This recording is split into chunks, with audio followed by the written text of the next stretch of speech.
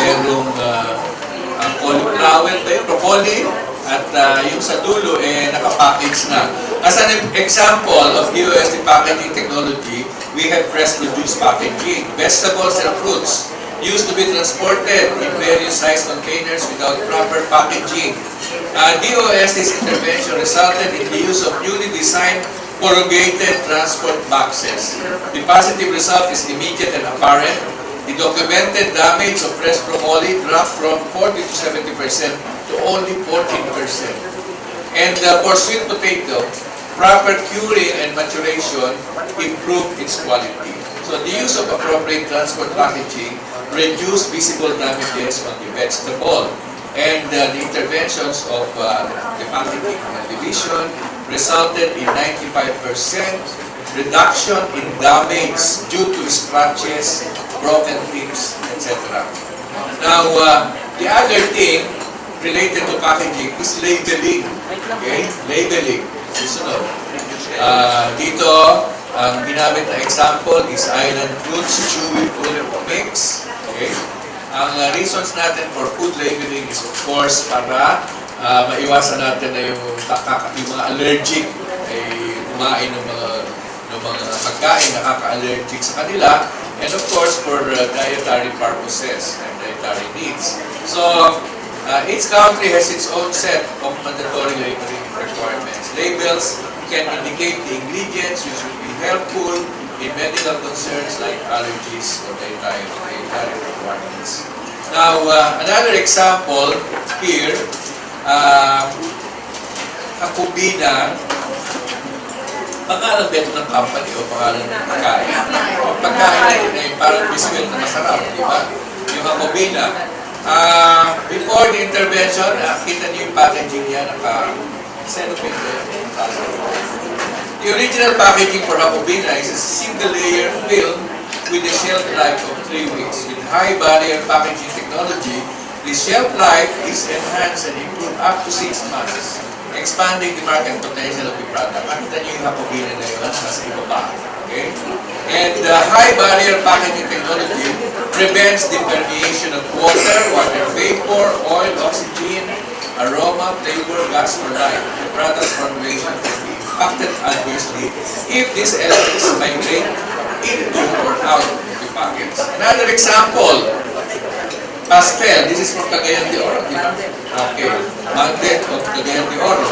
Before the intervention, ayun ang packaging. Meron silang parang tawag pumps, okay?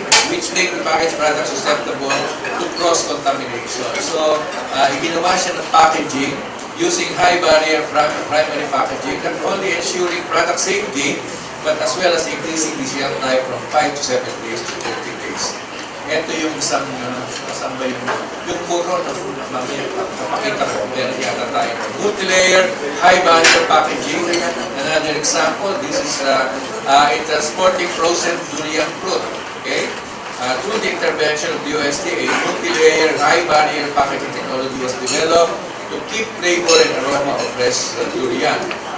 May example ka ba, Daisy, ng kumpanya na gumagawa nito? Rosalios, please read about. Okay? Eto na, yung tuwa-tuwa ko dahil nagsita namin ito about 3 weeks ago, the retort pouch packaging technology, which now extends the life of the moron, okay? From 2 to 3 days, can be up to 1 year without refrigeration. Andyan yung dating suman, ayan siya sa kaliwa, at ayun na yung kanyang tsura ngayon na gumagamit na ng retort pouch packaging. Makes it safe and stable for at least 1 year without refrigeration. And actually, yung una natin na tinulungan nyo, yung suman sa liya sa Mindoro. Oo, Mindoro. Na may kasama ng latik sa loob pag nakapackage. Pero pa ngayon makakakita ng suman na hindi na siya korte suman, kundi parang bricks na korte. Now, punta naman tayo sa ibang klase ng food. Ito naman yung disaster and relief foods. Kasi napakadalas nating magkaroon ng mga evacuation centers dahil sa mga disasters. Eh, dyan ay kailangan maraming supply ng pagkain. Diba? Eh, ngayon discourage na natin yung mga lacking yung tawag doon, mga noodles, walang nutritious content. So, pero masarap. Oo. So ngayon, nag-develop ang ITTI ng ibang alternatives katulad nitong pack of hope. Ito yung arroz caldo. Hindi mo na tututubigan kasi may sabaw na siya. Kasama na yung malagkit na ginagamit dito, di ba? At siyempre, kung gusto mo mas masarap, pwede mo iinit. Okay. Now, the ready-to-eat chicken arroz caldo was the first to be developed and considered as a first stage relief good.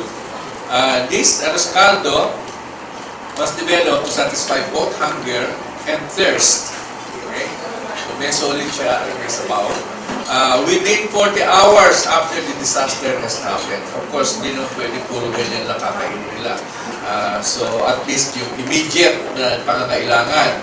So this product can be consumed by everyone regardless of age, culture, and religion. So meron na bang halal nito? Halal na yan. Okay. Packaging is lightweight, easy to open, and can be consumed directly from the pouch. So, pwede mo nang higupin from the pouch. The chicken arroz caldo can be distributed by aerial drop. Okay? So, yung mahirap puntahan, pwede siyang ihulog mula sa helicopter o sa aeroplano or to a sea surface, land, or water submersion. It is packed at 200 grams per pouch and shelf stable for 1 year. After the success of this chicken arroz caldo, ready to eat, other meals were developed like the smoked fish rice meal or the kanin with tinapa, and then the kasaba in light syrup as well as boiled sweet potato. Now, pumunta na tayo sa medyo high-tech na lingwahe. So, we are presenting here in this slide the technology that has been adopted by the Department of Food Science and Nutrition, of course with support from the DOST, plasma technology for the non-thermal sterilization of food products, packaging, and contact surfaces in food processing. It uses plasma for sterilization of food products, contact surfaces, and packaging. So hindi siya yung usual na pinapuluan mo at nalagyan ng steam. So this is actually a project led by a young scientist, Dr. Alonso Gabriel of the College of Home Economics, okay? Food and Science and Nutrition Department. Plasma processing is a non-thermal method for sterilization suitable for heat-sensitive materials. Kasi may mga materials na sensitive sa heat. So it is actually gaining mass acceptance and popularity in relation to food technology applications. It addresses the disadvantage of using high temperature or using chemical or using irradiation treatments. The other result of technology, this was done by the National Institute of Molecular Biology and Biotechnology of UP Los Baños. It's called development of a dipstick assay format for the detection of salmonella in selected food matrices. Okay? Salmonella is one of the biggest concern. It's a foodborne bacteria like E. coli, and it serves meals usually nakaka-contaminate sila in food service establishments.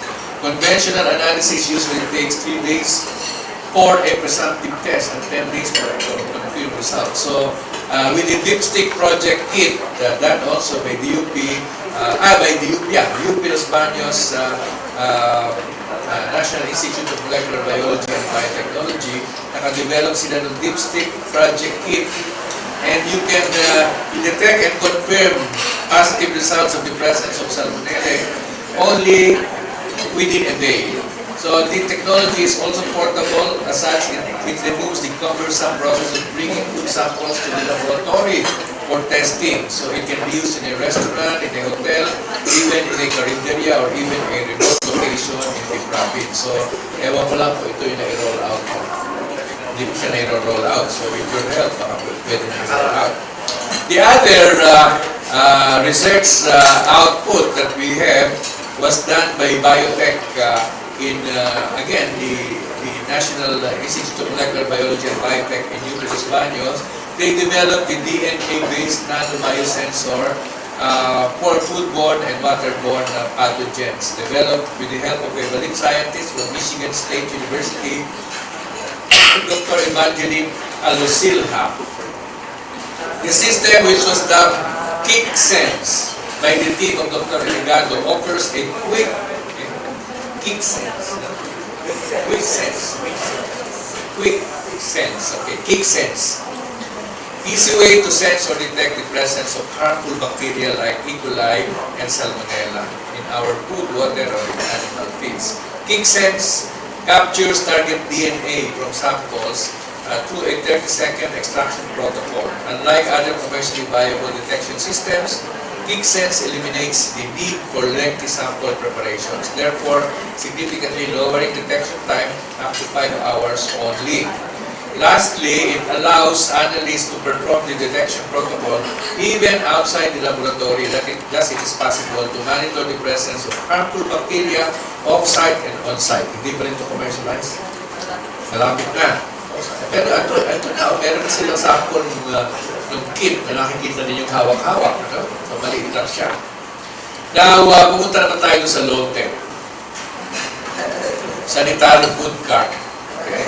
Ito yung example. Ayun, kita niyo yung dalawang food cart sa likod. Para sa mga street food vendors. Kasi kita naman natin, of course, medyo may parang pinapaalis na yata sila sa mga kalsada. Ewan ko sana sila. Hindi ko pa rin maiaalis yan kasi ang mga tao, hinahanap pa rin yan. Kahit saan sila lumipas. So, it offers convenience and affordability for local consumers. They have raised food safety concerns since they are prepared, served, and consumed in these streets. Okay, hindi lang naman tayo meron ganito kahit sa kasi yung country ka pumunta, you have street food sa Thailand, sa Vietnam. Okay. So, they are convenient and very affordable. However, the safety of street food is uncertain as most vendors do not register their businesses and they do not undergo vetting processes. So, most food pathogens and spoilage bacteria occur anywhere in the environment. However, this can be prevented by keeping food out of the temperature danger zone and the use of food-grade materials. So, DOST-NCR has designed a sanitary food cart made from food-grade material to keep food hot and reduce the risk of foodborne disease, illness from street foods. The design is open for adoption by LGUs. Wala nang bayad na kopyahin ito. Pwede na kopyahin. Okay? And the design can be a basis for stalls of stationary vendors in designated areas. Okay. Kita niyo yung food cart design at nakita naman niyo yung actual. So they use stainless steel since this material will not rust and is non-corrosive. Also heat resistant. It also does not change the color or taste or smell of food, making it neutral to any food item, thus making it food grade, and it complies with food safety standards. So yung specifications are nandito, stainless steel 304 or stainless steel 316. So the two models, okay, boast of the following accessories: a built-in steam warmer. Okay, pwede ito sa mga siopaw din. At saka mga siomay. It comes equipped with an LPG stove to heat the water-filled pan to generate steam to keep the food warm. It is made for vendors who sell pre-cooked food and the cost is 51,000 pesos. Okay. The model on the right, ito dapat nating lagyan ng label yan. Or something that will say it is a food safety. Meron siya. Maliit lang. So, the model that you see here utilizes the excess heat produced during cooking. Halimbawa, nagluluto ka ng pistol by pinipig. Banana cue, kikiam. So, So, may excess heat yan during cooking na pwede mong gamitin, ilagay dun sa warmer, patakbuhin mo yung heat sa warmer, and so, yun, 50,000 ang cost. So, lastly, I think I will show you, hindi lang yung food cart, kundi yung nagtitinda na rin. Ayan. Kita naman yun, nakaputi siya, may hairnet, okay? At gumagamit siya nga nitong food cart na ito. At dito sa gawing kanan, makikita nyo kami ni Yusef Gear na sumasample na. Yusef Red. At saka yung nasa gawing kanan na medyo walang buhok, si Jojo yun. So, as I am, allow me to summarize by saying that food safety covers every situation from the farm to market to our homes or in the streets. In every stage, science and technology plays a key role in making sure that the food we consume is safe for consumption. So in today's presentation, you have seen how Science for the People ensures food safety in the Philippines. Okay. Thank you very much.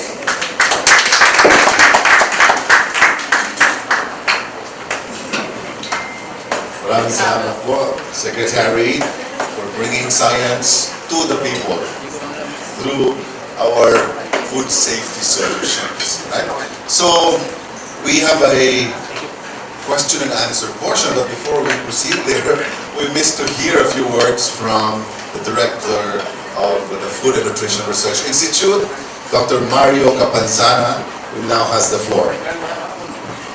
Maraming salamat, Director Richard, at magandang tanghali po sa ating lahat. Sorry po, I missed the kanina kasi I got a very phone-in interview with the GMA 7. But it's about the hot news na about 10 billion of Filipinos are lasenggo po. So I think that's a result of our National Nutrition Survey. So we provide them with how we conducted the survey, and it's about yung binge drinking of 20 years and over na nakakainom sa isang upuan na 5 alak o 5 shot o bote. Yung po according to the World Health Organization, yung po ang definition ng binge drinking, yung panginginom sa loob sa nakaraang 3 araw. So ito po ay isa sa aming mga output ng aming survey na nakikita natin kung paano at bibigyan ng intervention yung ating mga manginginom. So yun po yung aking. But before that, I would like to thank all of you for being here. Ang Food and Nutrition Research Institute po ay isa sa mga agency ng department na nagtataguyod ng food safety as concern. Pero gusto ko lang po banggitin yung nutrition safety din. So pag sinabi pong nutrition safety, we need to look at also yung excesses in intake. And according to our guidelines, yung kasobrahan, lalong-lalo na of course yung alak at yung pagkain na mas matataba, maalat, tamis. So po, we limit all those things, and that's part of our food and nutrition safety. But I think as DOST, we are also part of the Food Safety Regulatory Board na parte ng Food Safety Act. So ano po ang role ng DOST at ng FRI? Kung DOST is to provide guidance on coordinate implementation of food safety regulation and conduct research. Kaya nga po, sabi ni Secretary kanina, we have this integrated food safety program na naglalayong bigyan ng mga research output ang ating mga kababayan na pwedeng maging basihan ng mga polisiya, ng programa na makapaglagay ng safety of our food. So, kasama po dito yung R&D na ginagawa ng mga iba-ibang ahensya. But before the enactment of the law, ang ating pong regional offices ay nung since 2006, nagkaroon na ng food safety team. Kaya nga po, yun yung aming tinutulungan din in terms of capacity building. At bilang kasama sa Food Safety Regulatory Board ng Department of Health, ang DOST po ay atasan maging chair ng technical working group para mag-harmonize ng food safety training at saka yung ating recognition of food safety training providers. So yun lang po at maraming pong salamat sa ating lahat at magandang tanghali po.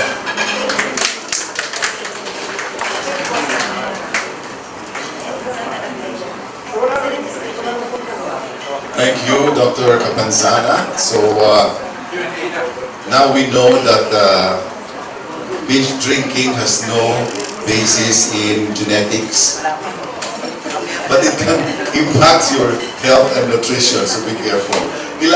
What's the limit? Five portions. 5 drinks. Okay. But in doon sa southern part of Luzon, mas malakas yung mga babae, di ba? Yes.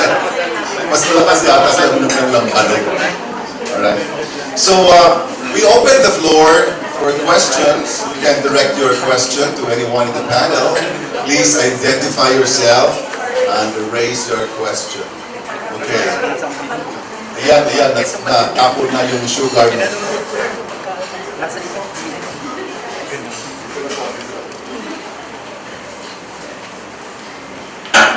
Magandang umaga po sa inyong lahat. I'm one of the last to arrive, but pagpatuloy niyo po na isa pa po sa unang magtanong. My question is addressed to our Honorable Secretary Fortunato Boytan Seco de la Peña. Secretary, yung po bang food safety na pinag-uusapan natin, kung ating pagbabasihan po ang mga pagsisikap na nagawa ng ating mga otoridad sa kalusugan, sa ating po mga naghahamad teknolohiya, mga ilang bahagda na po na mga dapat na ma-address natin problema sa food safety ang ating na po nagawa, at ano pa po yung maidadagdag nyo posibilidad isang naharap ay makatutulong upang yung mga nagawa nyo na ay lalo pa itong mapaunlad. Salamat. Wala akong pasihan ng kulang hagdan. So, ang akin more or less, anong tawag dito, educated guess. No? Patingin ko, kaumpisa pa lang kasi, malapit tayo sa 10% ng nararating na clientele. At yan ay mga kailangan ng suporta ng ating mga partner agencies, ang DOH, ang DA, at saka tayo ng DOST. So, kaya nga tayo nagkaroon ng media conference, parang simula pa lang ito ng creating awareness, no? Dahil hindi ganun kadali. Nag-cite lang kami ng mga examples, ng mga best cases, but parang ano lang ito patikim pa lang para marating mo lahat yan. Medyo malaking investment din, at saka siguro hindi kasi yung 3 taon natin na natitira pa sa amin administration. But with the help of actually sa formal education system ng mga bata, dapat i-paintindi sa kanila yan. Bukod pa doon sa mga efforts ng media people. Okay? At pwede rin gawing programa yan ng mga local government units kasi sila naman ang nagbibigay ng mga permit sa mga negosyo. Kahit nga yung informal sector, binamonitor din ng mga health units. Malaki ang giving role nito. Salamat po, Secretary. So, hinintay po namin na makatanggap ang STI ng resources from FNRI and ITDI related to food safety. This will increase and the value of our collection. Alright, si Meli po, number 2, number 3, number 4, number 5, number 6, number 7.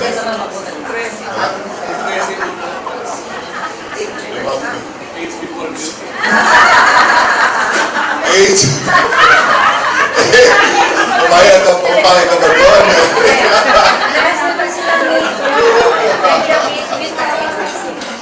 So kami na lang, from south to north. Alright, from south to north. Meli.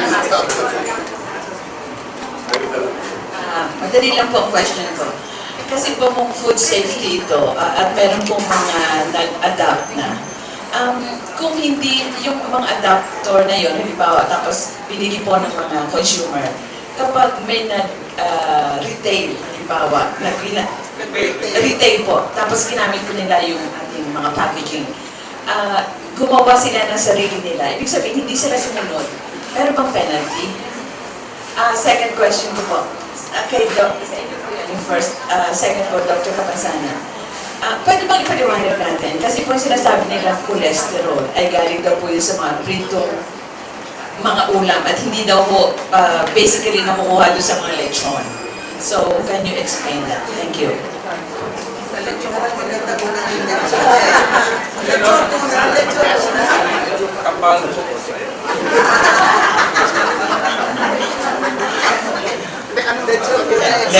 Lechon daw po muna. Tingnan natin. Pag sinabi kong cholesterol, ito po yung ating part ng fatty acids. Ang plant-based po, actually, in general, wala siyang cholesterol. Ang cholesterol ay nanggagaling sa mga plant, sa animal food. So, animal fat. So, kung ano pong example ng pagkain sinabi nyo? Prito. Kung ito po yung, di ba, sinasabi nila kung ating yung coconut oil, yung palm oil, no cholesterol, or talaga pong wala yun kasi plant-based. Kung manggagaling po ito sa mga animal, katulad halimbawa ng ito yung ating mga issue ngayon ng trans fats.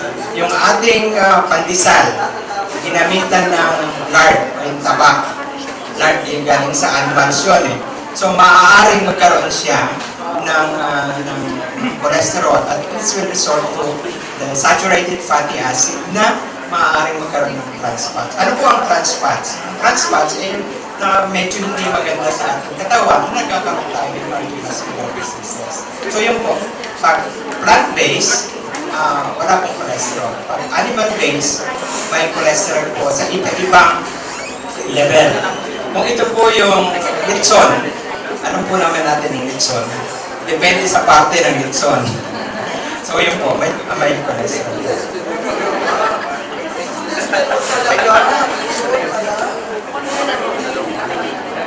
Kami ng wife ko, nagtatalo. Pag nagluluto ako, hindi ba yung cooking oil naman na nabibili natin, yung mga melon? Hindi naman animal yun, di ba? Kung magluto kasi ako, magigisa, maraming mantika. Magagalit ka. Sabi ko, wala naman yan, di ba? Wala naman cholesterol. O ano ba masama? Nagigisa ako ng mga...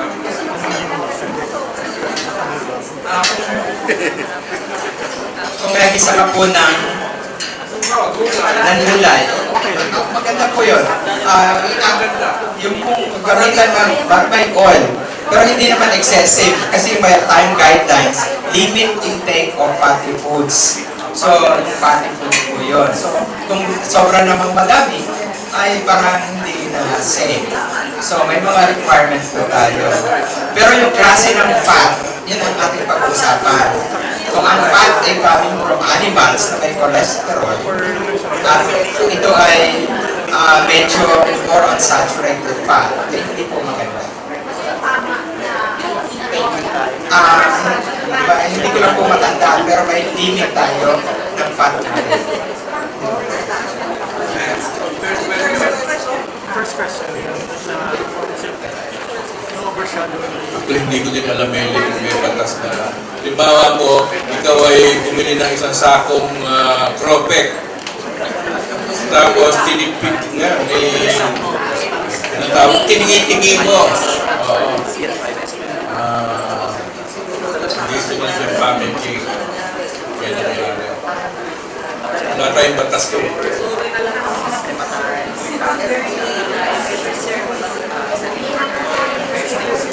Legislative agenda. Ano kadalas yung monitoring kung wala po law na gano'n po kadalas yung monitoring? Pag walang batas, walang enforcement, walang... Pag may nagkasakit, sino nag-monitor mo?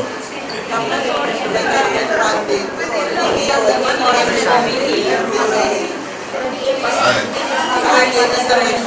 So, FDA po tayo kakatok. Ito ng FDA, Food and Nutrition Research.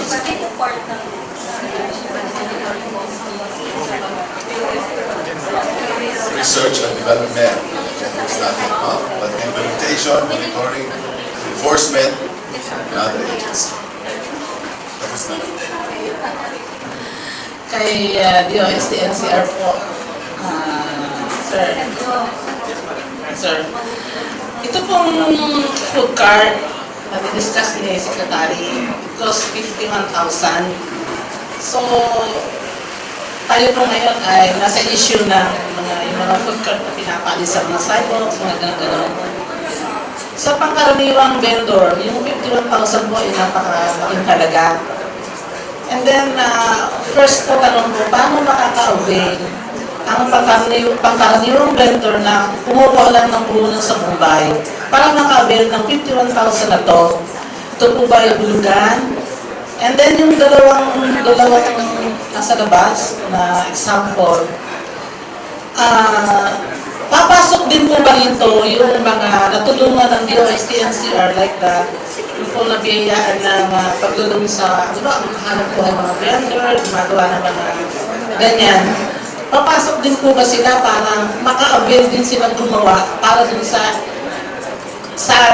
i-avail naman ng mga vendor? Nakakang po.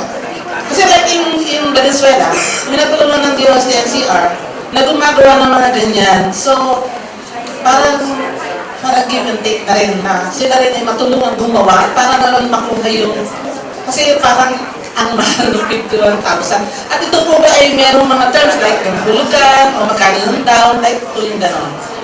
Tama po ba yun? Thank you, ma'am. Ganito ang istorya ko ni food cart. Maalala niyo po ba yung istorya ng Hepalane sa Maynila? Sa Arpapa. Arpapa, Moraita. Pumutok yung outbreak ng HEPA dyan dahil sa street food vendor dyan sa Harapan. So, yung DOST, nagpa-imbita na sa lokal ng pamanuy, imbitahan nyo kami dyan, may tutulong kami. Okay. So, nagkaroon ng awareness seminar doon sa lokal na pamahalaan, doon sa sanitary group nila, kung ano yung food safety. Ngayon, isa sa mga sources ng contamination ay yung ginagamit nilang kariton at yung mga utensils na ginagamit nila at yung paraan ng pagdadamit nila kung paano sila nagluluto. So, tinuro natin yun. So, yung mga engineers natin coming from ITDI, sila Engineer Mel Balticania, si Engineer O.E. Prospero, yan yung mga batikan na veterano ng ITDI sa food. Nag-disenyo sila. Design lang yun sa atin, ang pinagbayad natin dyan yung lokal na pamahalaan. Hindi ang DOST. Kasi gusto rin namin sa DOST na laruin yung idea na yung food safety ay concern ng lahat. So we involve the local government. Yan. Oo. Ngayon, hindi lang nag-prosper. That was supposed to be 10. Ngayon, nung we're trying to sell it to the idea to the local government of Manila, nung yung past administration, kaya nga sila, okay na, nagbayad na sila, bumili na sila. Nagkaroon naman ng conflict sa policy ng MMDA doon, na clearing operation. So, natigil. So, this coming September, we are now going to Mayor Isko para to sell the idea of this food cart vendor ulit doon sa Arpapa, Moraita area. Na magkaroon, wag lahat ng vendor doon, alisin natin. Pwede natin silang tulungan, pwede natin pag-usayin yung kanilang galing at talino sa pagluluto. No? Ito mukhang kariton lang to. Sa mata ng maraming tao, kariton lang ito.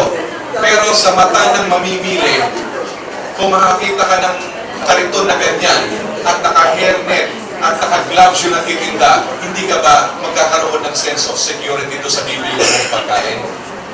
Kariton lang yan sa mata ng iba. Pero insecurity yan sa mata ng mga customer natin. So, ganun yung konsepto natin dyan. Nag-training po kami doon sa street vendors ng Arpapa at Moraita. At patuloy po kami nakikipag-ugaya sa barangay 412 o sa Kapitan Joel para patuloy pa magkaroon ng monitoring sa ginagawa nila. Ngayon, hindi lang namin kaya mag-isa to. Kaya kasasangguni kami sa office ni Mayor Isko kasi kailangan namin silang i-engage, i-involve doon sa community kasi di araw-araw kaya ng DOST na tumistampay sa Moraita at magbanta. So, kailangan namin ang tulong ng mga. Ito nga, pag ginawa namin to, gagawin namin model ito para ibenta naman yung ideya at konsepto sa ibang lokal na pamahalaan.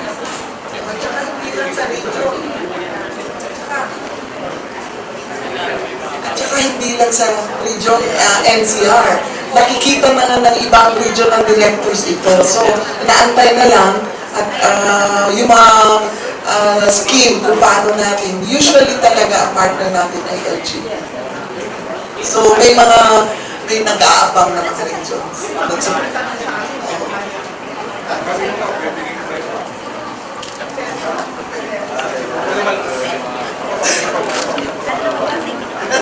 Ano naman po ang problema ng mga kababayan?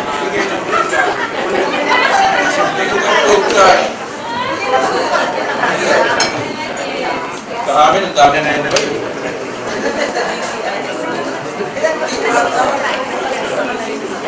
Alright, so let's pass the microphone. Ganang hapon po ako si Jasmine Moreno. Secretary, dalawang tanong lang po. Siguro po ito po i-jump off from tanong ni Ma'am. Kung ito po bang mga technologies na paano po ba makaka-access nito yung mga ordinary mga entrepreneurs, mga wala naman masyadong kapital. At saka pangalawa po, ito po bang packaging na ito, paano po ba ma-address ang mga environmental concerns? Lalo na kung meron mga concerns about single-use packaging. Ito po ba yung na-factor in sa pag-develop ng mga technologies?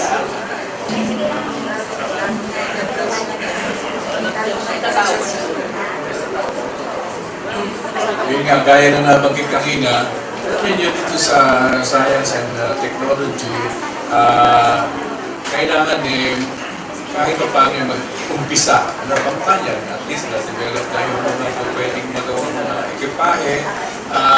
Siguro, susunod ng gagawin yan yung kasagutan sa mga tanong ninyo kung paano ito maikakalat, mai-adapt. Hindi naman namin kayang solve lahat ng problema ng Pilipinas, kaya nga kami nakikipagtulungan sa mga merong influensya dito, katulad ng LGUs at ng iba pa. Umaasa kami na magkakaroon ng movement man lang sana. Parang movement ba about food safety? Kumbaga, kung tayo nakikipag-debate sa Senado sa paggamit ng toilet, pag-usapan naman natin yung paggamit ng food safety card o ito pang mga bagay-bagay. Kasi sa palagay ko, mas marami na-apektuhan ito kaysa sa mga ganun. Tapos kailangan pag-usapan yun, pero inahabig ko lang yung magnitude ng dami ng na-apektuhan na tao. At tungkol naman dun sa environmental. So, kung na-factor in po ba yung environmental factors ng packaging? Oo, yun ang isa sa major consideration yun ng packaging division. In fact, patuloy ang pag-research natin. Kaya nga tayo ngayon ay nagtatayo ng Green Packaging Department or Laboratory kasi pumupunta na tayo sa pag-research ng iba pa na mga materials, lalo na yung mga natural products na po pwedeng gamitin for packaging. At sabi nila Daisy, pati ito yung mga waste waste ba ng food or waste ng food waste, pwedeng gamitin. Food waste, pwedeng gamitin packaging material. So, ano example, Daisy, ng food waste na pwedeng packaging material?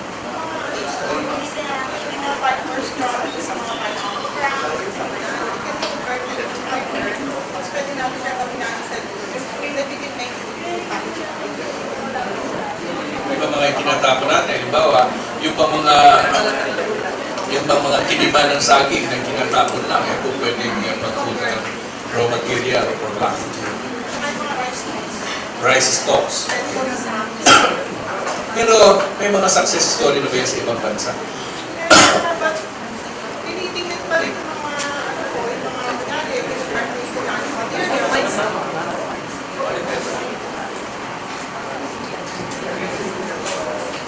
marami naman ng mga studies na ginagawa din in other countries, gumagawa din tayo.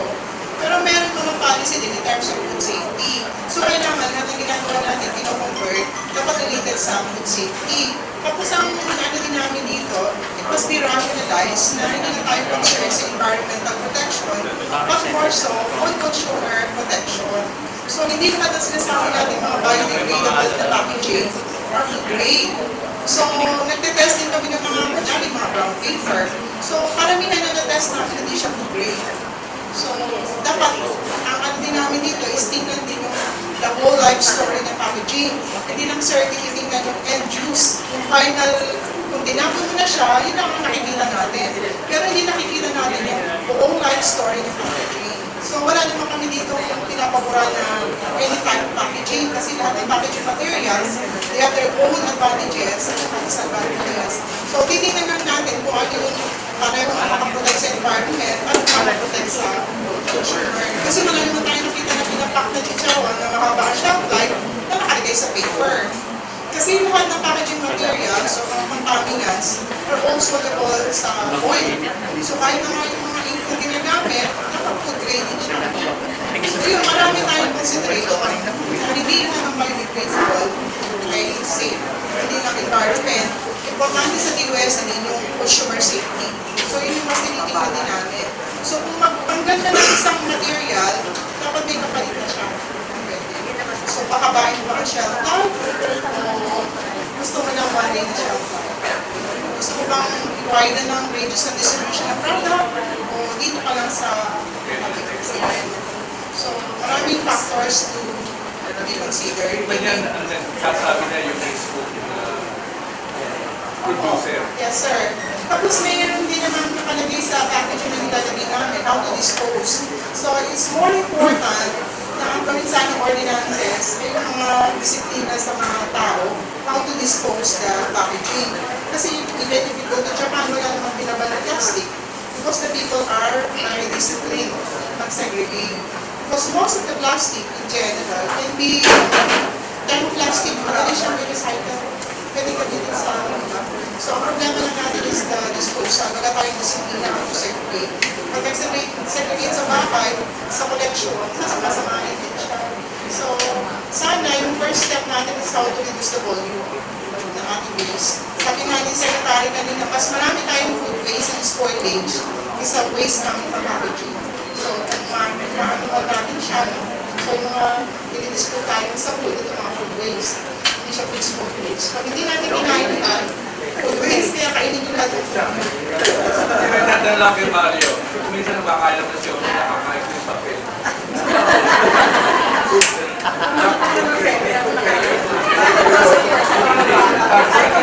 Sige, gossip material.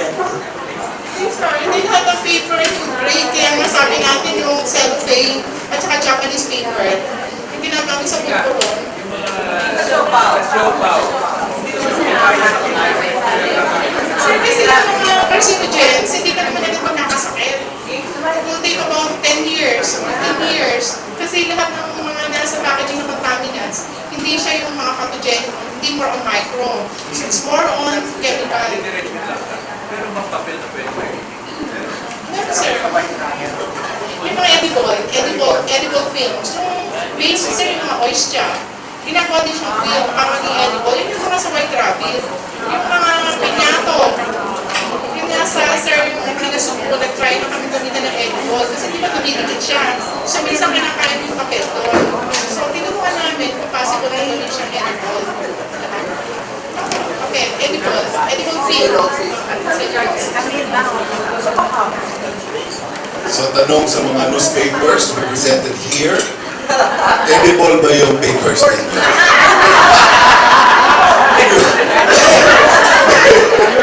maybe the future will be friendly to customers if your newspapers will be edible, di ba? Yung ink ay safe for human consumption. Secretary, nakabulakan po, no? So, if at the moment, there are still limited, there's a limitation for the OST to propagate the technology. Halimbawa lang merong isang interesadong businessman, may gusto lang ng card na ganyan. Ano yung, paano sila makakapag-apply? Paano ba sila makakakuha ng technology? E magkano? Ang frontliner namin ay ang frontliner namin ay yung mga regional at provincial offices. In the case of Metro Manila, ang equivalent ng provincial offices dito ay yung cluster ng mga cities. No? So you have how many clusters here? 4. Okay, so yung mga nandun sa gawing South, yung mga nandun sa gawing Malabon, Venezuela, itong Manila and Pasay, magkakalapit, at yung gawing Marikina, Pasig, San Juan area. So parang 4 na probinsya yan. So ang mga tao, whether you are interested in scholarships, whether you are interested in technology, whether you are interested in looking for money to support your technology upgrading, ang first stop niyan ay yung ating regional or provincial offices. Magkano, sir? Kumara, if you're gonna give a ballpark figure, magkano ang capital na pwede nilabas ng isang maliit na businessman? 10,000 probably, 51,000. In whichever technology na meron yung pinaka-present. Hindi kasi namin categorize ito as a separate technology. So yung lahat ng technology upgrading namin are under the Small Enterprises Technology Upgrading Program, which can be as small as 50,000, it can be as high as 10 million, depende sa kanyang kakayahan. Usually walang 10,000. Ano ba yun? 50,000 is... Meron mga client na sila mismo ang gusto na maliit to start with. Meron akong kakausap na nagsimula siya at 80,000 sa food processing. Pero later on, na-realize niya na marami pa pala siyang pwedeng gawin. So, lumaki na lang siya. Yung payment kasi dito ay walang interest.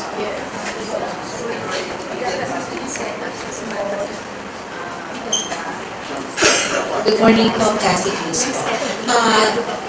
Ang tanong po kay Dr. Annabel Briones, interesado po ako dun sa mga services ng ITDI. Can you mention para sa mga interesado lang po na mag-avail po ng mga services po ninyo, lalo na po dito sa tinatawag natin food technology?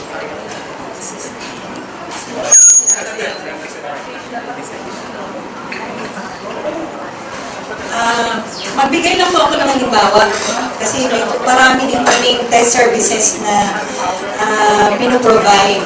So, in terms sa packaging division, yung shelf life testing nila, depende rin.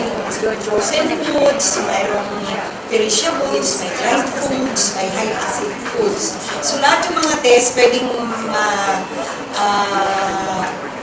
i-click nyo lang yung website ng ITDI and then go to the packaging technology division.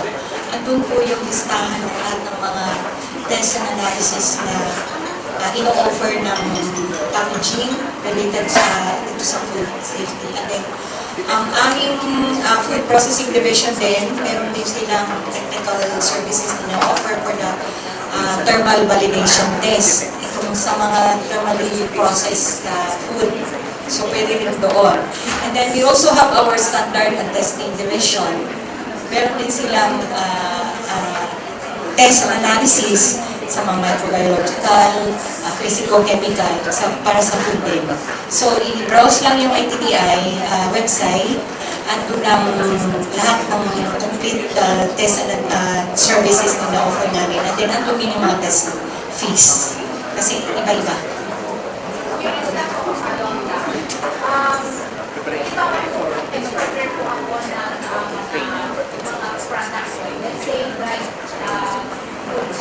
Example, yung Dry Mango. So yung accredited kami ng FDA. So ang unang hinahanap ngayon sa mango para maging export yung metabisulfite content.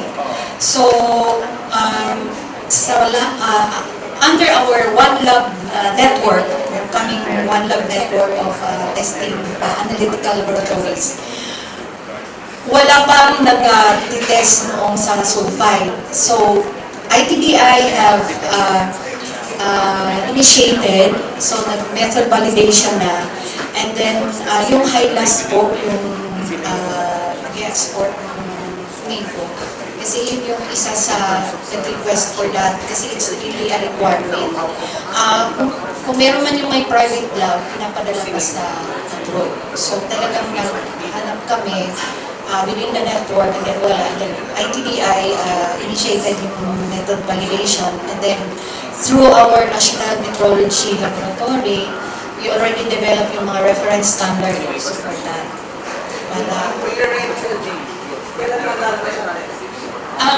Nag-start na po, ay paano lang din po namin sa ISO, yung method na yun, pero method yes. And then, ano na lang din namin yan, i-roll over.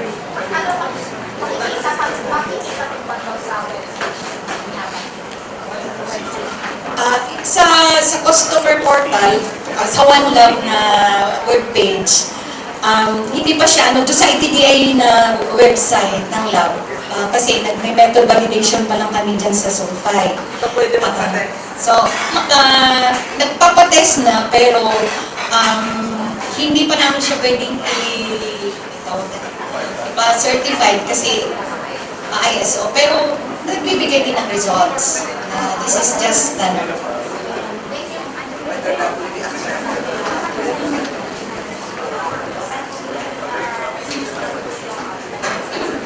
Opo, magandang tanghali sa ating lahat. Kay Dr. Enrico Palimulit naman, sa panig po ng t-shirt, ano po yung role po ninyo para dito po sa ating pinag-uusapang food safety? Thank you po.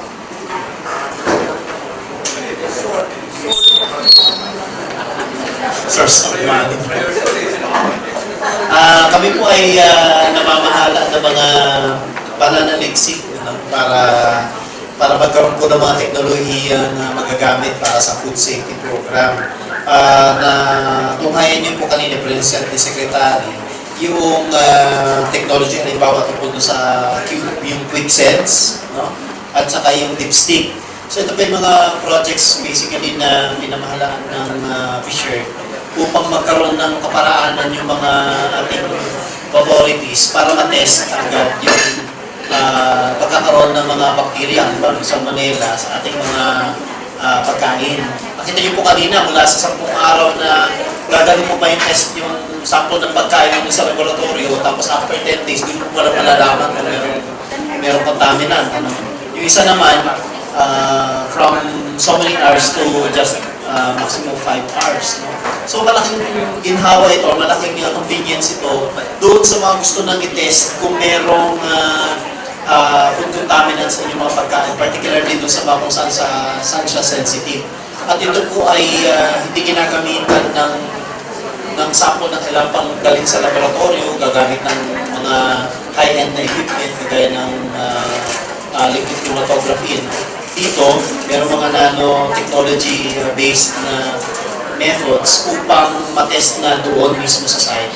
So, kumbaga, yung laboratorio, dadalhin mo na doon mismo sa site. Example po nito, halimbawa, magpapakain kayo, may pa-birthday kayo, no? Maramihan, 500, 200 ang pakakainin nyo. Gusto nyo naman siguradong ligtas yung pagkain, bibili na kayo ng kit na to para matest. Yan. Ito po ay hindi pa napepresyuhan. It's actually designed to be very competitive with the ones out there in the market. Pero meron po kaming kasalukuyan po pinoproduce yung mga prototype for purposes of testing. Ang ginagawa po dito sa testing na to, parang kinukumpara siya dun sa pinakamalapit na technology na gumagawa na nito na galing sa labas. and we want to make this more competitive so it will be accessible sa ating sa mga ating end users. Halimbawa, caterer ka, gusto mo na agad masigurado kung ligtas yung pagkain. So, sa halip na dali mo sa laboratorio, meron ka na ng kit na to. At dahil inuulit-ulit mo naman kung gawin ka na merong okasyon, malaking convenience. Yun po yung meron pong mga silang ka-partner na kumpanya. Yung pong nag-develop ng technology, ang ginawa po niya, nakipag-partner po sila sa mga miling kumpanya na pwedeng mag-produce po nitong item na ito. Para po kapag lumabas na yung resulta ng kanilang pag-aaral, diretso na pong mamas produce. Yung production po nito ngayon is for purposes of testing. So, siguro hanggang next year lalabas na po siya sa merkado.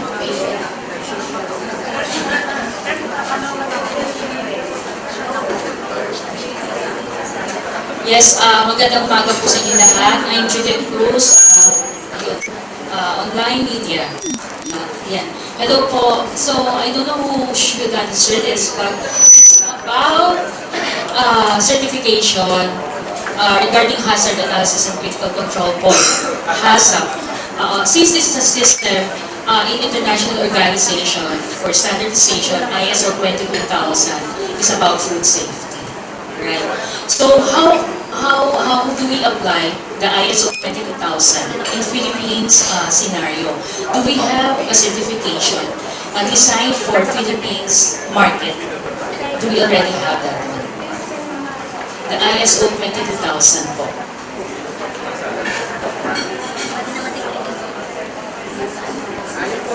Marami pong standards of safety. Una-una yung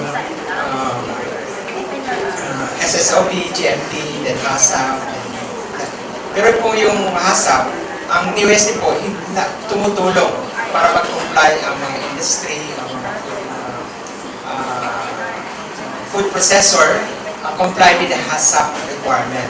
Meron po tayong certifying body ng HACCP. So, ito po ay PAP, Philippine Accreditation Bureau, or meron po tayong PUB at yung mga iba pa na talagang traceable yung kanilang standard to international. So, mga private po. At saka yung PAP is DTI. So, yun po yung mga proseso. Kung ISO 17025, yun po yung accreditation ng ating laboratory, yung Philippine Accreditation Bureau po ang nagbibigay doon. Yung ISO 9000, marami pong mga may government din, may mga private na nagsacertify. Ang DOST po ay nagbibigay ng capacity building sa ating mga regional offices, yung mga training providers, para mag-comply sa requirement ng HACCP.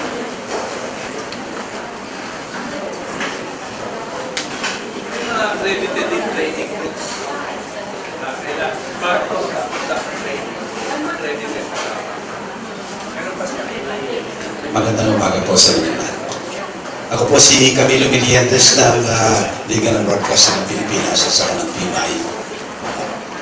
Ang tanong ko ay marahil kasi ang DOST is also working with the Department of Health, no, at saka sa FDA. No? Hindi naman siguro independent ang kilos ninyo. No? Lately kasi lumabas sa mga balita, yung paggagawa nitong longganisa, no? Na nakita natin itong mga longganisa, ay ito pala ay galing sa bituka ng certain animal. Ano? Oo, ngayon, binibilad nila sa ilalim ng tulay na nilalakaw. Bagamat hindi po kayo ang pangunahing responsable para ito po ay mabigyan ng pansin. Ano? Marahil sa pamamagitan ninyo ay makapagbigay kayo ng suggestion either sa Department of Health o halimbawa sa local government nang sa ganon, kasi tuloy pa rin ang pagbibintahan nito para naman maiwasan natin yung food safety na, yung magkaroon ng sakit ng mga tao. No? Dala na itong mga maruming mga pagkain. Pangalawa, ang tanong ko po ay related dito sa paggamit natin ng microwave. As of now, prevalent sa atin yung paggamit ng white microwave para initin yung mga ulam natin. Ano? Ganun din yung mga restaurant na ginagawa na nila. Pero sa social media po, ay may mga negative na pananaw sila na itong microwave ay may mga radioactive effect sa tao. No? Ngayon, wala naman tayo papapagtanungan na expert dito, kundi ang DOST. Ano ba ang stand ng DOST along this line? Salamat po. Maganda po yung pangalawa niyong tanong, kaya lang gusto ko sagutin yung tanong sa labis. Kasi po, yung mga tinutulungan namin karaniwan ng mga small enterprises, ang gamit na nila ngayon yung tinatawag nyo sa pambalot na yung edible cellulosic material na siya, na parang yun namamonitor talaga yun, at saka talagang yung nagpo-produce ko, subject din naman sa hazard conditions at regulations.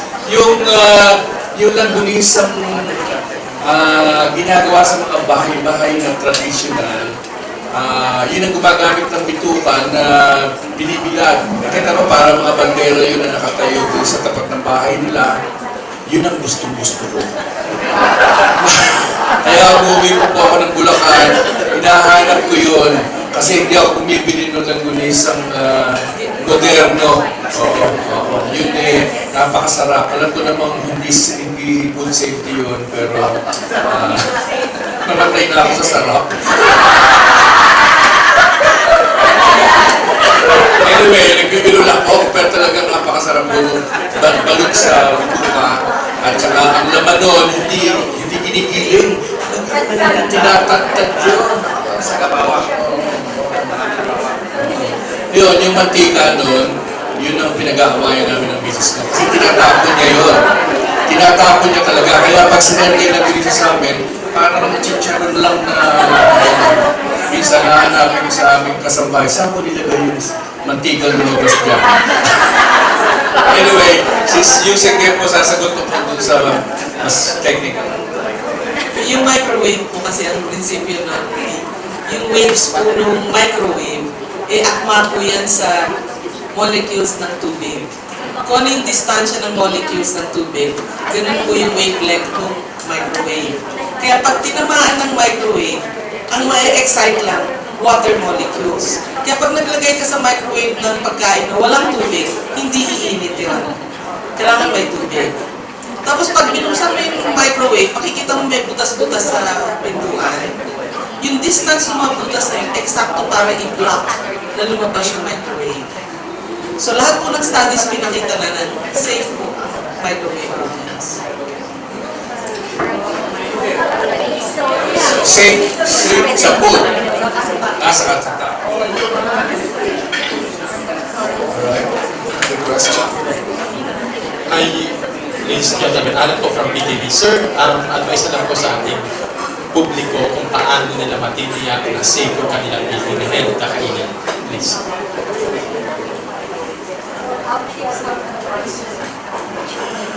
Hirap na ako ang ginagawa ko, kung sino yung talagang suki ko, doon ako bumibili.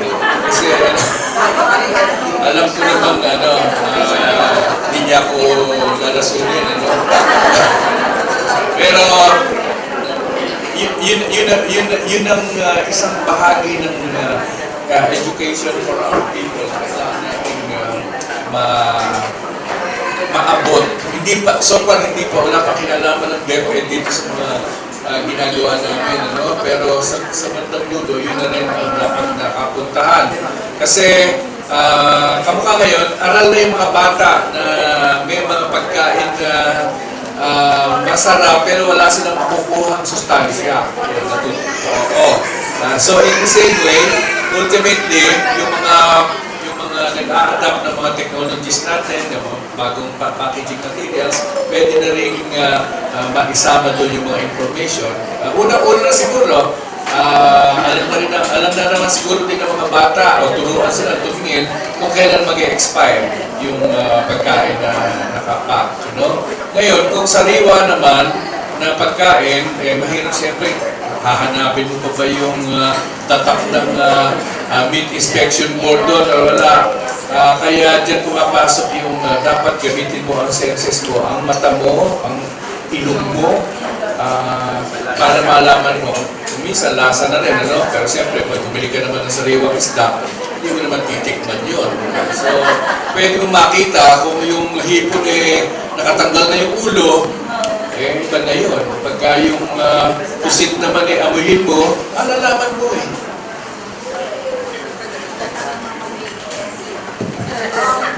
Sa iba't ibang regions, may mga interagency food safety team tayo. So, interagency camping board.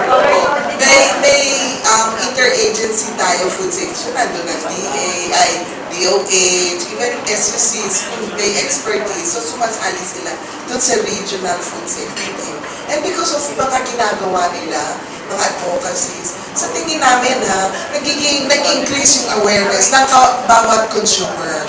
Tumitingin na tayo ngayon sa label, tinitingnan natin kailan nag-expire, kailan nag-produce, and then tinitingnan din natin ano yung lot, FDA approved. I mean, ganun nag-simple consumer, At saka, eto ngayon, pati halal. So halal, meron din tayo malaking programa, no?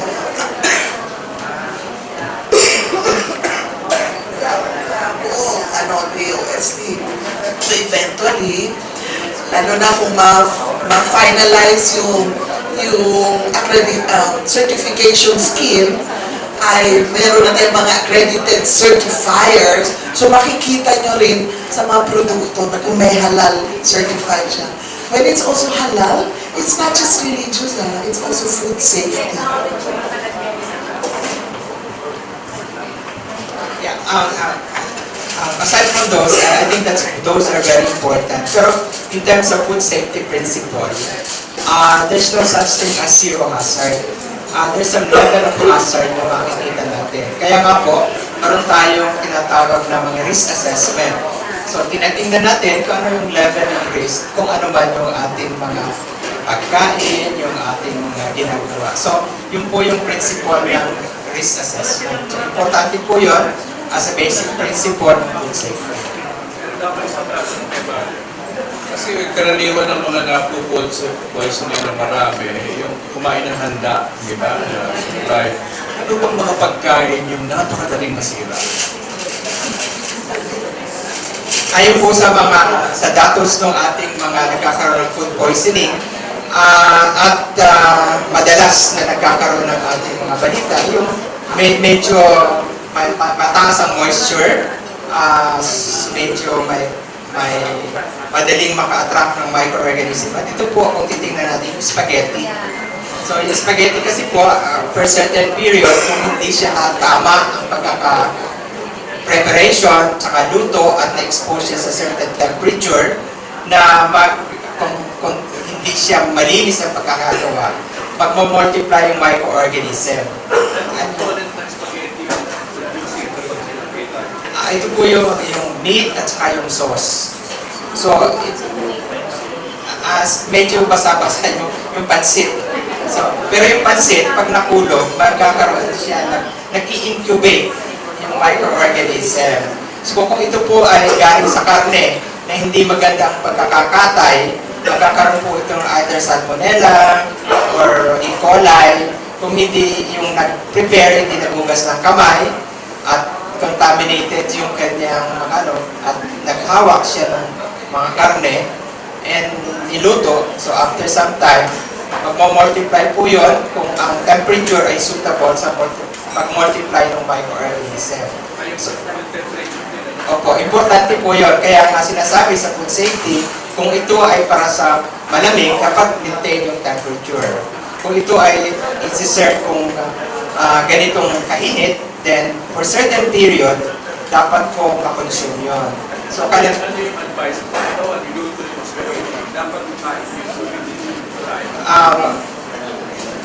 depende po kay yung level ng contamination pero at least within 2 to 3 hours na it is the best condition ng ating mga medyo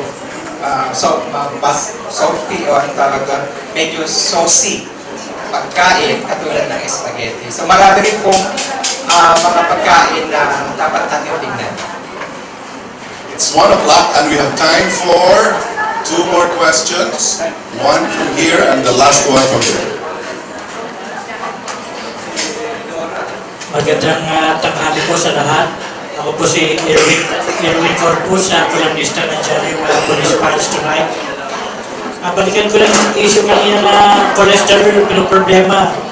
Basta may brandy, ako, short na yung yung cholesterol. Pero, ang po, yung sa ating mga food package, hindi po ba mas maganda kung lahat na ng ating mga food package see-through lahat para nakikita natin kung ano yung laman sa loob? Kasi pagka naka-cover, hindi mo natin alam, hindi tayo nakasiguro kahit ano pang nakasulat dyan. Hindi mo pa po pwedeng ipatupad ng ating government lahat ng mga food natin na naka-package, see-through lahat. Mahilig po kayo sa see-through.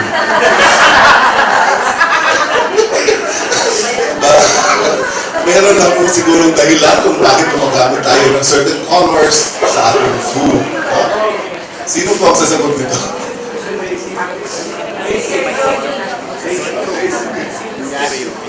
Sir, marami din po kasi mga pagkain na very sensitive sa light, sa ultraviolet. So, hindi lahat ng transparent. Sabihin na natin, sir, transparent. Kasi pag see-through, parang so, yung mga transparent, okay naman sana yun kasi kung gusto mo makita talaga kung ano sa loob. So, meron mga ganon. But there are also cases, pag kunyari, for example, milk. Wala ka makita milk na nakalagay sa transparent. Kasi yung milk, sensitive siya sa light. So, hindi lahat na transparent. Merong barrier against light. Pero meron din naman sila transparent na nilalagyan ng barrier coating na pwedeng mag-ano sa light. Parang not-all. So, hindi naman ibig sabihin, sir, maganda kang makikita mo yung product inside. So, it's a marketing strategy. So, alis naman, kunyari, pineapple juice. Wala kang makita pineapple juice na nakalagay sa PET bottle o transparent. In general. Kasi yung pineapple, natural phenomenon, nagsisettle talaga yung solid particles sa liquid. Kaya before you drink it, meron nakalagay sa label na shake it first. So, yung mga ganon. So, okay naman sir kung makita, kung gusto mo sa marketing strategy, makita mo talaga na hindi durog yung banana juice mo. But most of the time, mga snack foods, nakalagay talaga siya kung sa tinatawag natin mga metalized or vitamin. Kasi minsan ang Pilipino behavior, may study na pinonda, ang mga Pilipino, mahilig magpisil. So pag pinisil mo, ay malutong. Kung hindi mo bibili, kung pisil mo na, durog mo na siya. Ay mga chicharon. So pag yung chicharon, pinisil mo, nadurog siya, instead hindi na snack food, pampalabog na siya. So sir, depende. So it's a marketing strategy na sabi na hula na sa producer, kung gusto mo ipakita yung product, you are very proud of your product, pwede. But you also have to determine the impact ng environmental hazards like light, gases, and so on. Ayon sa lechon, pero hindi kami ginawang packaging for our lechon para to maintain the crispiness ng pork skin for a certain period of time para din ma-ensure ang safety ng mga kakain. So meron yun, sir, at this point, we're trying to further reduce the packaging cost. Parang malalagyan mo siya ng time clock, kaya nasa Cebu ka. Pag bilhin mo at this time, meron dapat nakalagay na time clock na pwede mo na lang siya kainin at this time. So kung madidilihin yung plan mo, hindi mo siya pwede.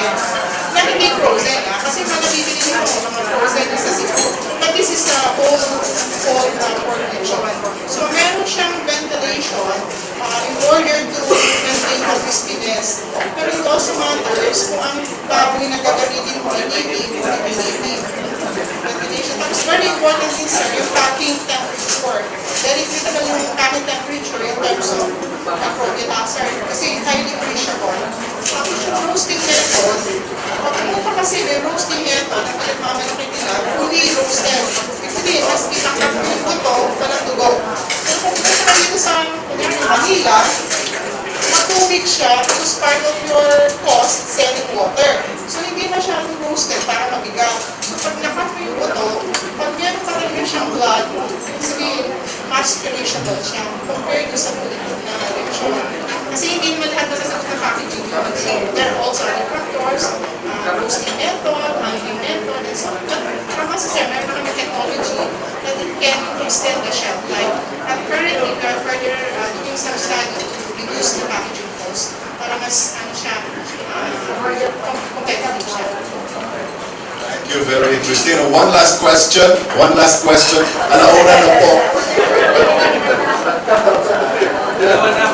To Director Patalilog, sir, regarding po doon sa Food Safety Consultancy Program, kung ang kooperatiba mag-apply ng food safety training, paano sila mag-apply and avail? Salamat po sa tanong na yan. Mula po sa Vikings, Kenny Rogers, hanggang doon po sa Parents Teachers Association, doon po sa community ng Payatas, isang tawag lang po sa amin, kami po ay nag-dispatch na ng experts po namin. So, tawagan lang po kami sa DOST-NCR o magpadala lang po ng sula sa 837-2071, local 2017 hanggang 2019. Kami po ay mag-i-schedule, mag-i-dispatch na po ng mga experts namin. Maraming salamat po, Kuya. So,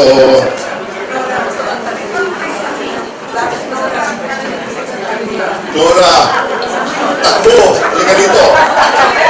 And because the other media people need to go. I mean, yeah. Hello, sir. Actually, sir, kasi kanina na pag-usapan yung assistance to the food, to the itinerant food vendors. Gusto ko lang po sana i-stretch pa itong tanong na natin dito. Kasi maybe this is something also na conditioning exercise din ng DOST. Kasi for many parts of the country, ang talagang direct food, processed food supplier ay yung mga itinerant food vendors po. So, could there be some kind of a set-up program para sa kanila? No, kasi po, you know, they really number into thousands. And if we are also going to integrate them dun sa ating science development program ng bansa, I think it will be a very good exercise for the OST na ma-integrate din sila. Thank you po. Actually, kina-consider na po natin yan, no? Although some regions may mga iba-ibang kanilang approach. Some can even give it as a GA. Kasi ito yung mga so, but important thing is, nagpa-partner muna kami sa isang, like the LGU, and we make it as a joint project with them to help this small, Pero ginagawa na po rin.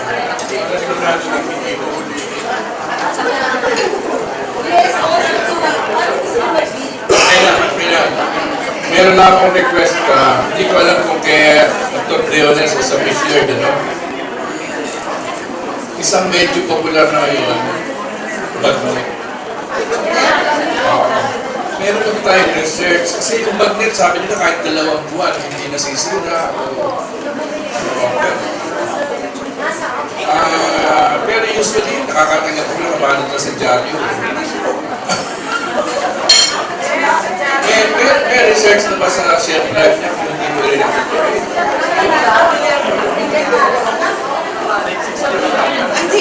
I think it's already been studied na yung shelf life ng bagnet, sir.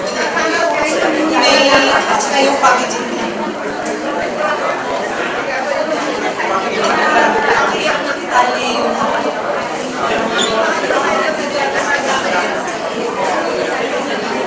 So, with that, we end our question and answer portion, but I'd like to give some time for the owner of this establishment to help us understand why he set this up and why he's advocating for food safety in this food mecca of Quezon City, Malingap and Maginhawa streets. Everybody comes here to eat, di ba? Okay? I thought originally cooperative sila, hindi pala. Community-based sila. Right? So, it's really taking care of the community. Yes, sir. I'm asking him to speak now.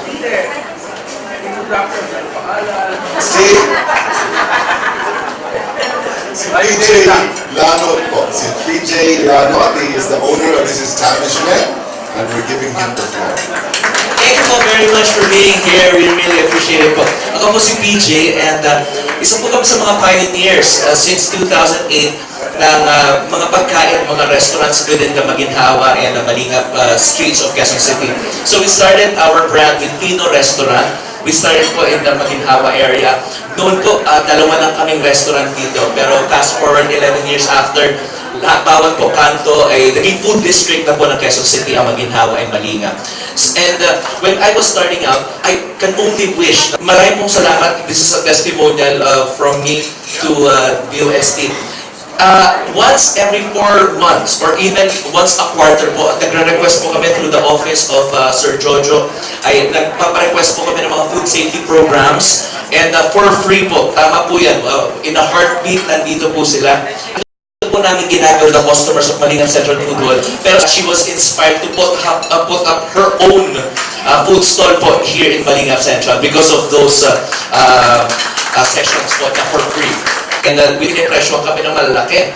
And until last year, doon namin nalaman na hindi kami na bahala dyan through the help of si Sir Caloy. Sila po yung nag-hold po ng Food Safety 101 dito sa Malingap Central. And 5S, yung Japanese 5S, yung Workplace Productivity. Yung Intro to HACCP, meron din po kami na ginaganap dito, yung Good Manufacturing Practices, yung GMP, and so on and so forth. And lahat po ito libre, kaya po natutuwa nilang negosyo sa food dahil alam po nila na nandito kayo. So thank you very much from the bottom of our hearts. Thank you for being here with us. Yes, Pastor. 50,000 na doon Okay, sige po, sasagutin ko po yan. Pwede po. Pwede pong mangutang in the way sa pamamagitan po ng DTI through SB Corporation. Opo. Basta po, of course, meron lang po, may mga requirements din po yan. Kailangan po meron kayong business plan.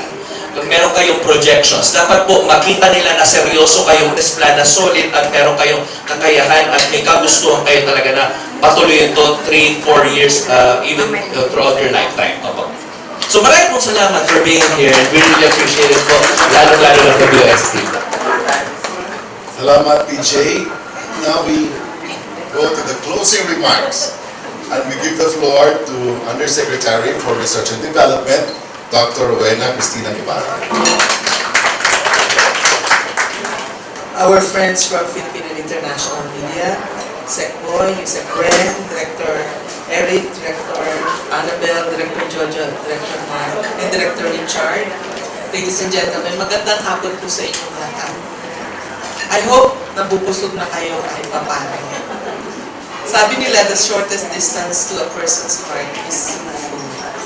Sabi naman ng iba, the shortest distance to the hospital is bad food. Ngayon po pinag-aralan natin yung tinatawag ng mga food safety technologies at saka services na available sa Department of Science and Technology patungo sa food safety. Siguro naman obvious sa inyo na food safety is for everyone, not just for those who consume, but from the farmers all the way to the market. So pinapasalamatan namin kayo in advance dahil alam namin maglalabas kayo ng maraming media output tungkol dito sa ating Technology Media Conference. Pang-siyam na po natin ito. On 5, magkakaroon tayo ng Technology Media Conference tungkol naman sa Global Innovation Index. Kasi lumabas na ito umakyat tayo ng 19 countries step ranking. So, napakataas po ng improvement natin. So, gusto rin po namin ipakita sa inyo yung mga inclusive innovation technologies na natapos ng DOST. So, maaga po yung pag-aanyaya namin kasi next week na po ito.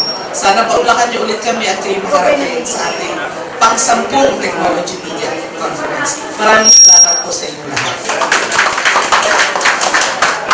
Maraming salamat, Yusek Ibarra, for the closing remarks. Now, food is ready. Please, you can proceed to serve yourselves sa food island. Okay? So, from here, kayo na po bahala. You have a decision to make.